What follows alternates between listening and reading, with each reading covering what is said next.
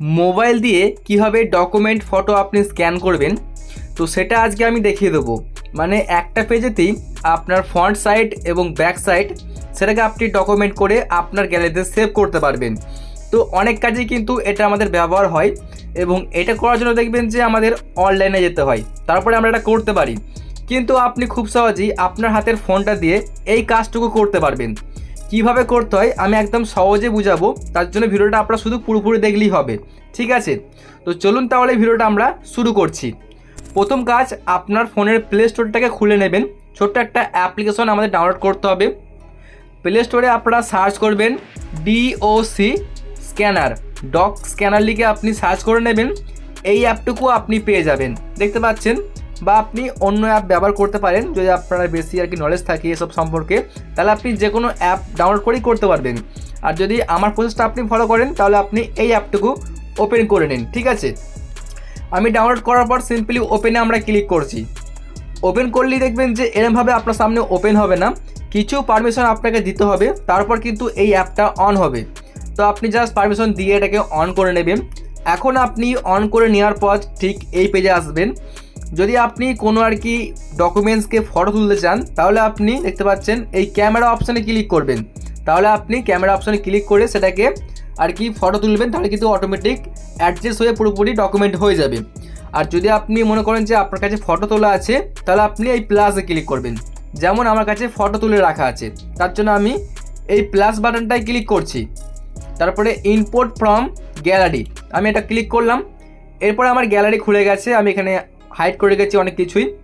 প্রথমটা আমরা কি করব, আপনারা ব্যাক ফ্রন্ট নেবেন, মানে সামনেরটা নয় পেছন দিকেরটা নেবেন। যেটাই করছেন না কেন পেছনেরটা নিন আগে, ঠিক আছে? তো আমি পেছনেরটাকে সিলেক্ট করলাম আধার কার্ডের। সিলেক্ট করার পরে এবার দেখুন এরম আসছে। তো এখানে আপনি নিজে থেকে ক্রপ করতে পারেন, ঠিক আছে? তো আমি এখানে জাস্ট এটাকে অ্যাডজাস্ট করে নিচ্ছি এভাবে, এটা অটোমেটিকও হয়ে যায়। যদি অটোমেটিক না হয় আপনি এভাবে নিজে থেকে এটাকে এভাবে অ্যাডজাস্ট করে নেবেন, তো কোনো সমস্যা হবে না। জাস্ট এভাবে আপনি অ্যাডজাস্ট করে নিন। এটা হচ্ছে পেছন দিকটা, সামনের দিকটা না। অ্যাডজাস্ট করে নেওয়ার পরে দেখতে পাচ্ছেন ডান দিকে কর্নারে যে এই অ্যারো চিহ্নতে আপনি ক্লিক করবেন। ক্লিক করে দেওয়ার পরে আপনি আবারও এই রাইট চিহ্নতে ক্লিক করবেন, ঠিক আছে? এরপর দেখুন এখানে শো করছে একটা অপশান, এই যে সেভ যে অপশানটা, আপনি এই সেভ বাটনটাতে ক্লিক করে দেবেন, ঠিক আছে? তো আমি সেভ বাটনে ক্লিক করে দিলাম। এটা কিন্তু এবার আপনার গ্যালারিতে সেভ হয়ে যাবে যদি আপনি এখানে সেভে ক্লিক করেন। তো আমি জাস্ট এখানে সেভে ক্লিক করে দিচ্ছি।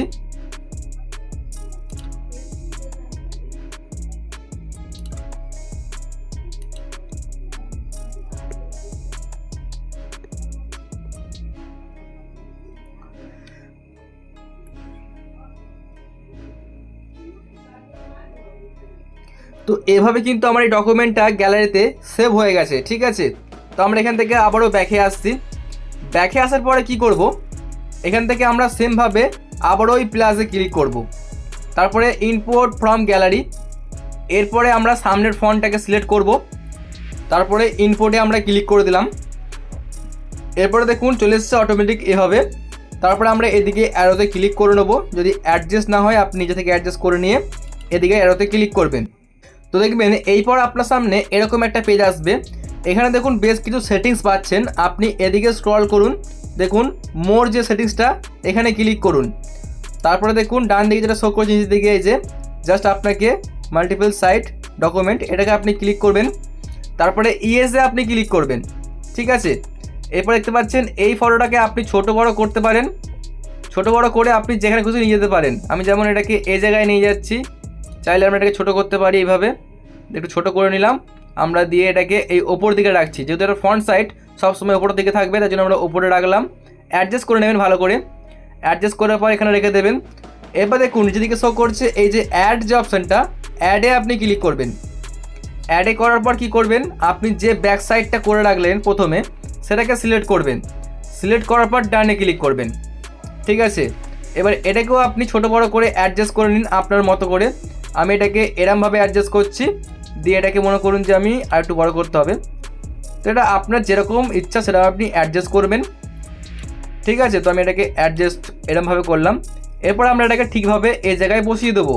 জাস্ট আমি এক্সাম্পল দেখাচ্ছি, আপনি কিন্তু ভালো করে কাজটা করবেন। এরপর দেখুন নিচের দিকে শো করছে আমার বেশ কিছু অপশান।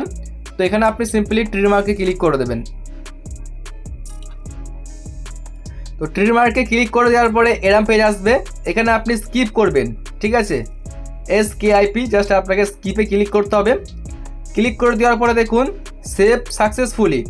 তো আপনি এখানে দেখতে পাচ্ছেন, যদি আপনি এখানে সেভ না হয় আপনি আরও একবার সেভ বাটনে ক্লিক করবেন, এখানে গ্যালারিতে নেওয়ার জন্য নিচের দিকে সেভ বাটনটায় ক্লিক করে দিন। তারপরে দেখুন save only this file and save this document. তো এখানে আপনি কোনটা করবেন? তো আমরা এখানে সিম্পলি এই যে ওপরটাকে সিলেক্ট করছি। তো আমরা এখানে ওপরটাকে সিলেক্ট করলাম, ঠিক আছে। তো আপনারা এইভাবে এটাকে সেভ করতে পারবেন।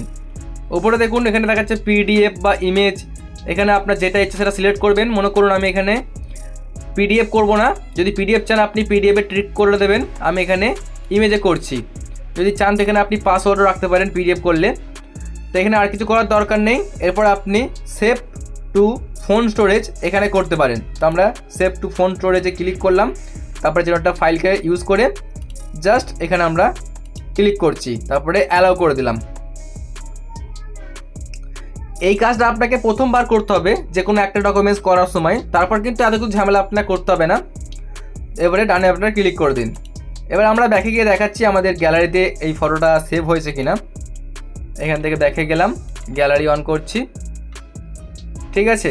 এবার ওপরে দেখুন এই যে ডকুমেন্ট কিন্তু আমরা বানিয়ে ফেলেছি।